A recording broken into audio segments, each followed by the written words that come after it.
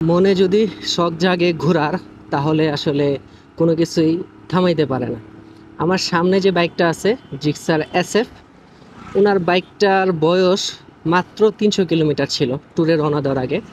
মানে ট্যুরে আসবে আমাদের সাথে, কিন্তু বাইক নিবে না, যেহেতু নতুন একটা বাইক, ব্রেক ইন পিরিয়ড চলতেছে, শেষ হয় নাই, মাত্র 300 কিলোমিটার চলছে। এই বাইক নিয়ে এইরকম পাহাড়ি রাস্তায় ট্যুর দেওয়ার কথা বেশিরভাগ বাইকাররাই চিন্তা করবে না, কারণ বাইকের ব্রেক ইন পিরিয়ডটা খুবই গুরুত্বপূর্ণ একটা বিষয়। সো এটা ভালোভাবে মেনটেন করা উচিত। আর পাহাড়ি রাস্তায় আসলে দেখা গেছে যে আপনার অনেক বেশি প্রেশার পড়ে ইঞ্জিনের উপর দিয়ে, তাই না? হাই আরপিএমে অনেকক্ষণ চালাইতে হয়, আপ ডাউনে, মানে সব মিলে। ডাউনে কিন্তু আপনার হাই আরপিএম চলে যায় ইঞ্জিন ব্রেক ইউজ করলে, আর আপে তো 1 গিয়ার 2 গিয়ারে উঠে দিয়ে গেলে তো 8-9 হাজার আরপিএম হিট করাই লাগে। তো উনি বললো যে ভাই, বাইক গেলে বাইক যাবে, সমস্যা নাই, কিন্তু ট্যুর তো মিস করা যাবে না। আর সেটা আমি নিজের বাইক দিয়েই দিব।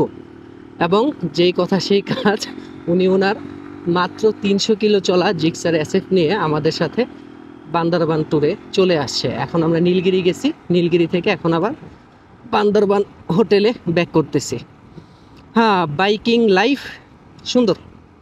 এখানে আসলে নিজের মনের যে পূর্ণতাটা আছে, এটা পাওয়ার জন্য যা করা দরকার তাই করা উচিত।